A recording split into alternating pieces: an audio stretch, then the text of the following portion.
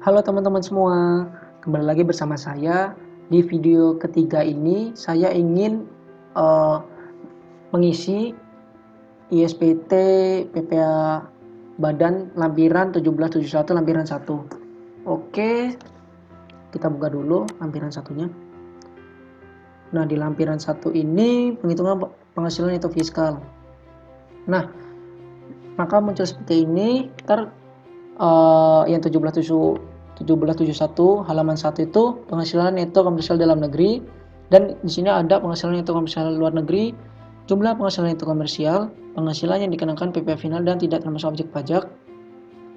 Dan di 1771 halaman 2 itu adalah penyusunan fiskal positif. Ini adalah koreksi positif ya teman-teman. Nah, selanjutnya ada 1771 halaman 3 itu adalah penyusunan fiskal negatif atau koreksi negatif. Nah, sebelumnya di sini kita harus memiliki data keuangan ya teman-teman, atau rekon fiskal untuk mengisi 1771 lampiran 1 ini. Nah, sebelumnya saya udah mempunyai data keuangannya, saya pindahin di Excel. Nah, gini teman-teman. Jadi kita langsung aja. Nah, sebelumnya saya mau jelasin apa itu koreksi positif dan apa itu koreksi negatif. Nah, jadi koreksi positif itu adalah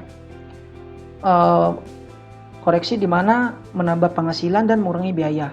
Nah, sedangkan koreksi negatif itu adalah yaitu mengurangi penghasilan dan menambah biaya. Ya, jadi kita yang di pertama ini penghitungan terus menggunakan mekanisme cadangan, sedangkan selama tahun 2018 terdapat retur penjualan sebesar 180 juta atas barang yang rusak diklaim oleh pelanggan. Nah, di sini yang di nomor 1 ini adalah dia tuh harus pencadangan. Nah, dijelasin di pasal 9 ayat 1 huruf hanya diperlukan yang diklaim saja. Jadi yang dicadangkan itu harus kita koreksi. Nah, di sini sebesar 91 juta. Nah, 91 juta itu dapat dari mana? Di sini kan dicadangin kan 180 juta ya teman-teman.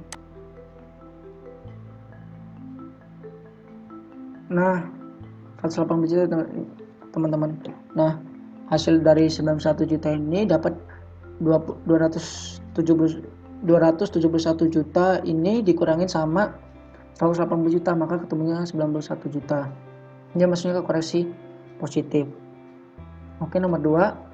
Ini untuk diskon penjualan perusahaan menggunakan metode pencadangan juga, namun yang terrealisasi tahun 2018 adalah sebesar segini. Nah, di sini di nomor 2 ini kenapa dapatnya koreksi negatif segini? Karena di sini 230 juta ini dikurangin sama 103 juta ini, dikurangin sama ini teman-teman, maka ketemunya 127.803. Dia masuknya ke koreksi negatif. Karena masuk ke koreksi negatif adalah dia tuh menambah biaya gitu teman-teman. Di sini kan penjualan perusahaan menggunakan metode pencadangan juga, namun yang direalisasi adalah sesuai dijelasin di pasal 9 ayat 1 huruf 1, ini yang diperlukan adalah terrealisasi saja.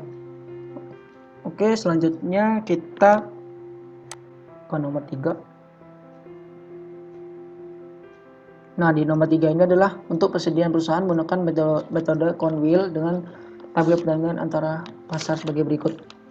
Nah, mau saya jelasin di sini kok metode Conwill itu apa? Jadi metode Conwill itu adalah metode harga terendah di antara harga pokok.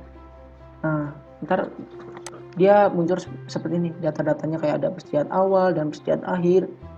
Nah, jadi kalau di pajak itu dia tuh menggunakan harga perolehan, bukan menggunakan harga pasar. Nah, di sini persediaan awal itu sebesar segini harga perolehan. Nah, jadi kenapa ketemunya sekitar 1M ini 141.000.000 karena di sini kita kurangin ini, kurang ini 18 juta dikurang 17 juta ini, maka ketemunya 100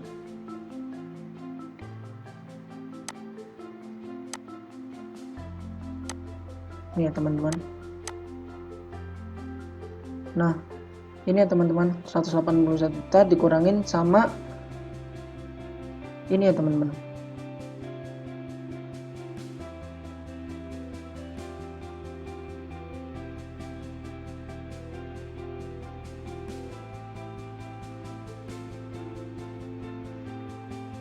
Oke, di sini kan persediaan Erwin kan segini ya teman-teman. Jadi dia dapatnya di persediaan awal itu dapatnya segini karena 108. Nah ini ya teman-teman, dikurangin sama 17 juta, maka ntar ketemunya segini teman-teman, 1M. Nah dia masuknya ke koreksi negatif teman-teman. Nah setelah itu di nomor 2 itu ada persediaan akhir. Nah di persediaan akhir itu sama rumusnya, harga perolehan dikurangin sama 38 juta ini teman-teman. Nah dia kenapa masuknya ke koreksi positif, karena yang sudah saya jelasin tadi, di koreksi positif itu adalah dia tuh menambah beban dan mengurangi biaya. Jadi kalau di persediaan akhir itu kan rumus HPP-nya itu kan minus ya teman-teman. Jadi kita masukkan ke sini teman-teman. Oke, lanjut ke nomor 4. Dalam biaya pembelian sebagai besar barang dagang impor dari luar negeri. Nah di impor luar negeri itu kita skip aja teman-teman karena dia gak masuk.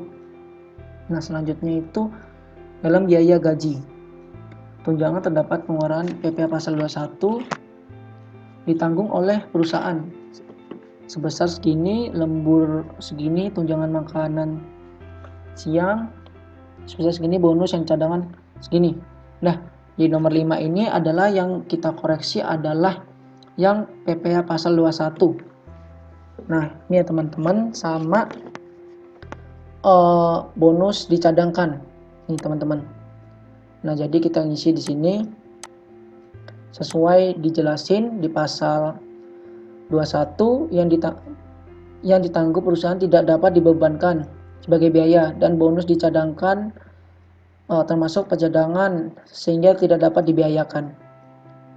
Oke, jadi di sini 29.500 ini ditambah sama 180 juta, maka dia ketemu segini nih teman, 149.500.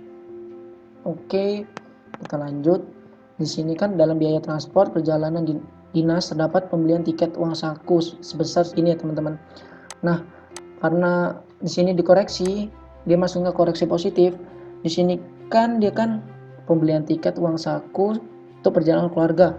Nah, di nomor 6 ini adalah dia itu tidak berhubungan dengan perusahaan, jadi kita koreksi ya teman-teman, masuknya ke koreksi positif. Oke, selanjutnya dalam biaya sewa terdiri sewa kendaraan operasional 3 tahun dari Januari sebesar 72 juta, sewa komputer 30 juta, dan sisanya adalah sewa mes karyawan. Dari nomor 7 ini adalah kita tuh koleksinya tuh selama setahun ya teman-teman. Jadi kita bagi dulu 72 juta ini dibagi 3, maka hasilnya 24 juta. Dan di sini ada sewa komputer. Nah sewa komputer itu dia tuh sesuai yang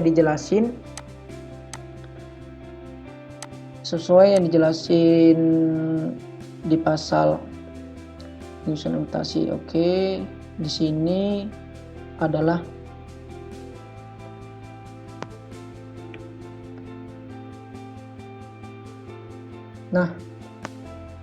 di sini adalah yang ini teman, 244.500 ini dikurang sama 30 juta tadi ini teman-teman.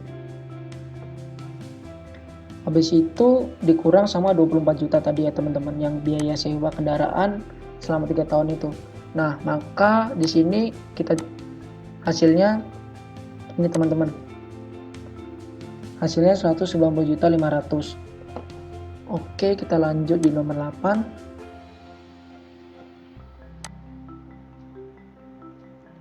Nah, di nomor 8 ini adalah Dalam biaya perawatan dan perbaikan, kendaraan sedan kantor sebesar 3 juta per bulan. Mulai bulan Juni 2018, biaya kebersihan sebesar 400.000 per bulan, sisanya adalah biaya pemeliharaan mes dan rumah pimpinan. Nah, di nomor 8 ini yang pertama itu kan di sini itu kan per bulannya. Jadi kita jadiin per tahun dulu. Jadi yang 3 juta ini dikali sama 12 bulan. Nah, di biaya perawatan perbaikan terdiri biaya perbaikan sedan kantor. Nah, kalau ada kendaraan sedan kantor itu adalah dia merupakan tarifnya ntar dikali sama 50%. Karena di sini kan 3 juta ya teman-teman, habis itu dikali sama 7 dikali sama 50%. Kenapa dikali 7? Karena di sini kan dia mulainya bulan Juni ya teman-teman. Nah, Juni ke Desember itu adalah 7 bulan. Habis itu dikali 50%, hasilnya berapa? Nah, setelah itu yang 400.000 ini dikali sama 12 bulan ya teman-teman. Nah, hasilnya berapa? Habis itu kita masukin langsung ke biaya perawatan ini ya teman-teman. Oke, kita masukin ke biaya perawatan ini. Habis itu dikurang yang dua ini ntar dijumlah, habis kali 12 bulan, habis itu dikali 7 bulan itu, habis itu kita jumlah, habis itu dikurangin sama 57 juta ini, ntar hasilnya 42.450.000 ini ya teman-teman. Gitu. Selanjutnya di nomor 9, biaya iklan promosi yang dibuatkan daftar nominatif ini sebesar 290 juta. Nah, di nomor 9 ini sedangkan di sini kan biaya ikan promosinya sebesar 300.000. Nah, sedangkan di sini nominatifnya 290 juta ya teman-teman. Jadi di sini selisihnya itu adalah 10 juta. Jadi kita masukkan ke koreksi positif. Nah, selanjutnya di sini nomor 10. Nah, di nomor 10 ini adalah biaya pajak retribusi dalam terdapat pengeluaran untuk PBB MES sebesar 450.000, PPB pabrik dan kantor 25.903.000, SKPKB PPh badan sebesar 18.900.400, STP denda PPh pasal 25 sebesar 1.640.000. Nah, di nomor 10 itu yang dikenakan itu pertama itu ada PBB MES dan SKPKB PPh badan, STP denda sebesar ini teman-teman. Jadi yang dikenain yang nomor 10 ini biaya pajak ini ya teman-teman. Jadi 450.000 ini ditambah sama 18.900.000 ditambah sama 1.640.000. Nah, itu dijelasin di sini di pasal 9 ayat 1, biaya pajak penghasilan dan PBB MES tidak diperbolehkan sebagai biaya. Jadi kita koreksi teman-teman. Oke, kita lanjut.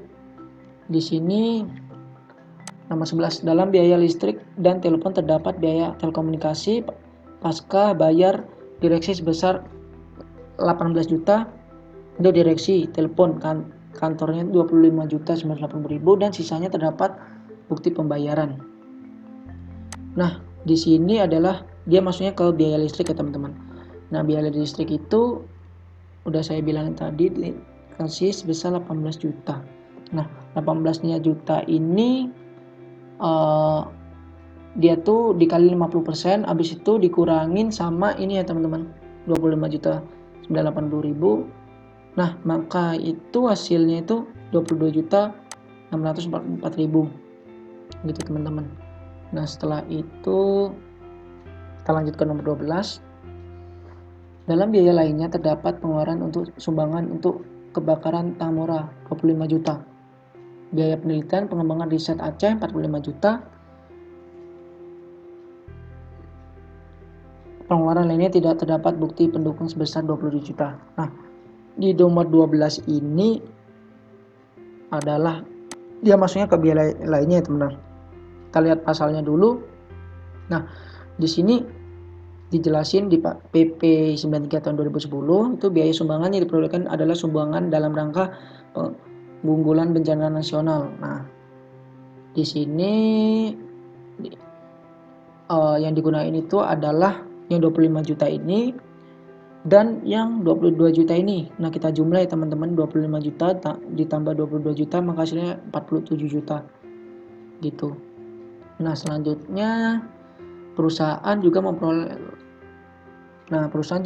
penghasilan dari luar usaha dan mencatat pembukuan berupa yang pertama itu bunga deposito tabungan di bank sebesar 120 juta. Nah, di sini kita masukin 120 juta karena bunga deposito final, jadi tidak kita koreksi ya teman-teman. Oke, setelah itu di sini penghasilan dividen sebesar 650 juta. Di sini potongan 20%, penyitaan modal, Bangkok dan atas penyitaan 30%. Nah, jadi di dividen Thailand ini, jadi di sini nggak usah dikoreksi ya teman-teman. Kita lanjut lagi. Nah, laba selisih kurs sudah dengan ketentuan akuntansi. Oke, kita lanjut aja. Di sini ada biaya luar usaha. Nah, jadi biaya luar usaha itu ini terdapat ya teman-teman. Bunga pinjaman sebesar 2,550 M di sini. Nah, kita tuh di sini kita cari dulu bunganya itu gimana. Nah, saya udah membuat rumus di sini.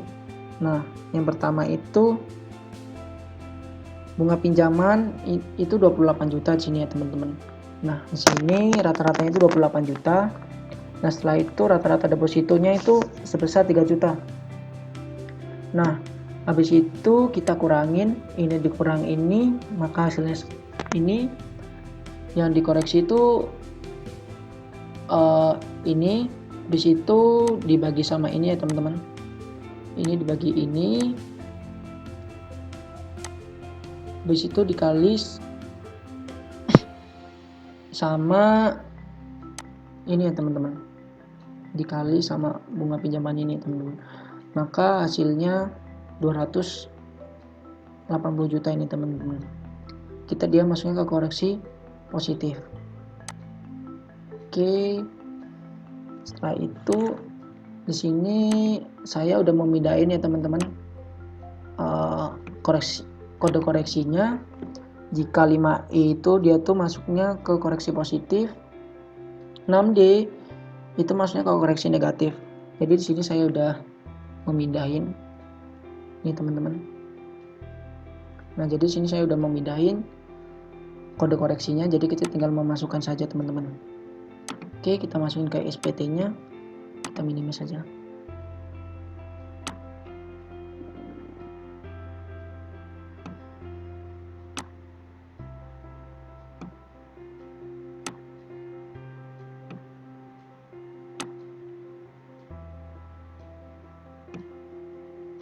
Oke, dia dimasuk koreksi positif di 5A. Nah, di 5A itu sebesar segini.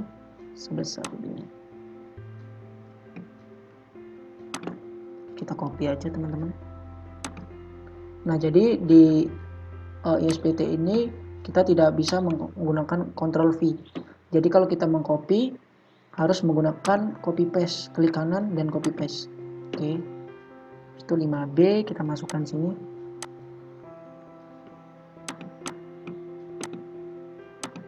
Habis itu 5C.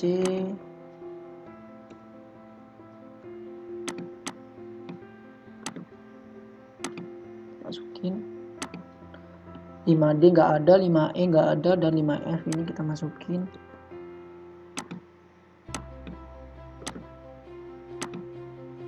Nah, setelah itu 5H.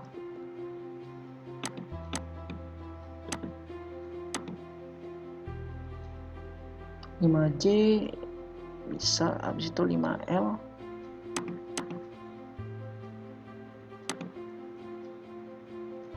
Nah, kita masukin.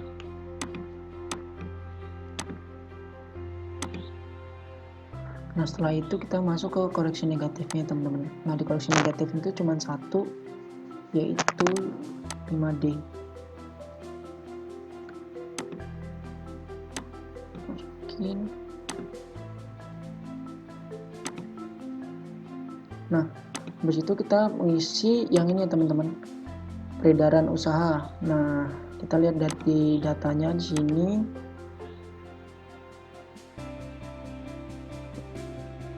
Nah, peredaran usaha itu kita ngambilnya itu di penjualan bersih ya teman-teman. Ini kita masukin 46 atau 7.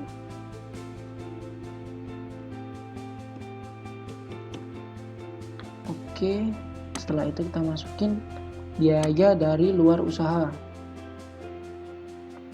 Nah, di sini biaya dari luar usahanya itu, nah kita tambahin teman-teman, ini semuanya kita tambahin 180 juta. Tambahin bentar, 180 juta ditambah dengan 650 juta tambah dengan 1,5 250 M. Nah, maka ketemunya 2,2. Ini ketemunya segini teman-teman, 2020. Oke. Setelah itu di sini penghasilan yang dikenakan PPh final. Nah, di sini yang dikenakan PPh final itu adalah bunga deposito ya teman-teman. Karena dia final, jadi kita masukin 120 juta. Oke. Setelah itu udah mengisi semua ya teman-teman. Habis itu kita simpan. Apakah data ini akan disimpan? Kita klik yes. Oke, data berhasil disimpan. Oke, coba kita cek apakah datanya tadi sudah tersimpan atau belum. Oke, datanya sudah tersimpan ya teman-teman. Yes. Oke, cukup kali ini video kali ini. Sampai jumpa, sampai ketemu ke video keempat ya teman-teman. Bye bye.